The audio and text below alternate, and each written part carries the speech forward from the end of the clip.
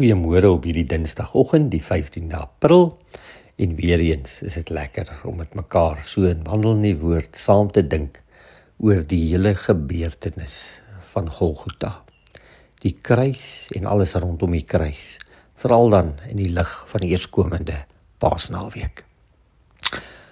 Gister het ons vir mekaar gesê dat die kruis eintlik 'n wreedaardige manier was om te sterf en dat daar niks geromantiseer kan raak rondom die kruis nie.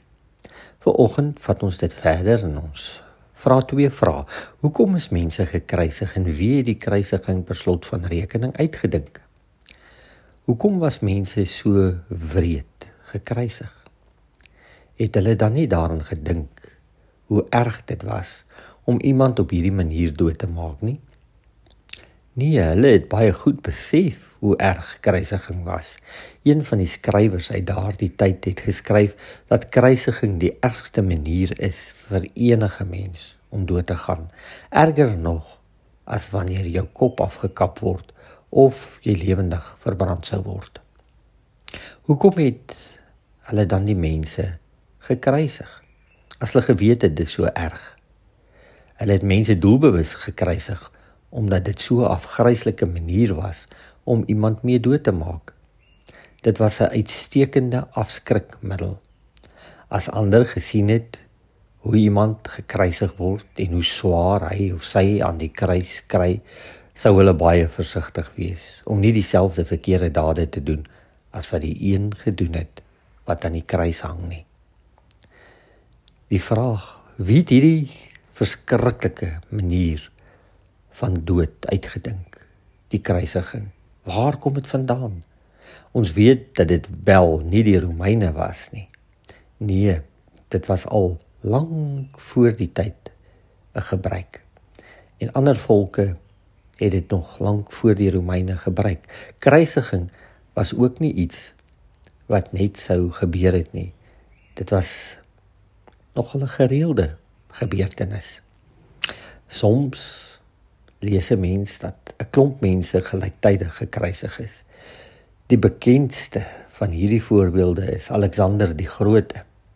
Hy het byvoorbeeld omtrent 2000 mense in 'n stad Tyrus laat kruisig nadat hy die stad ingeneem het.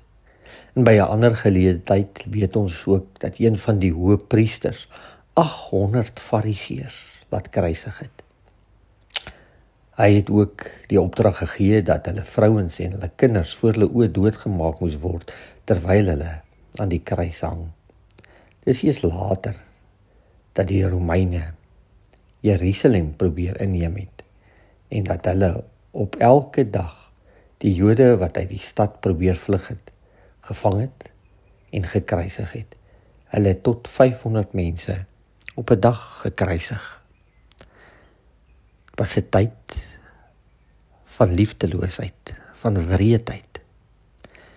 En daarom kan 'n mens verstaan dat wanneer Jesus aan die kruis hang, baie mense ook in daai tyd die vraag sou vra, maar is dit dan die manier waarop die Messias sou kom en sterf?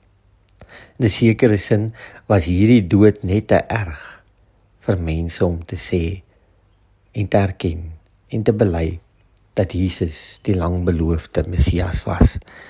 Want op geen manier sou God mos toelaat dat die Messias, die Verlosser, die Koning van hemel en aarde, op so 'n manier sterf nie.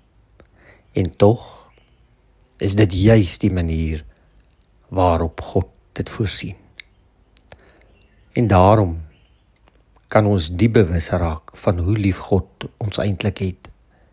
En dat hy vir jou en vir my hierdie kosbare offer kom bring, die offerlam. En daarom sal ons ook in hierdie Paastyd stil raak en sê dankie Here. Ons weet, ons verstaan nie altyd die diepte van u innerlike, emosionele pyn.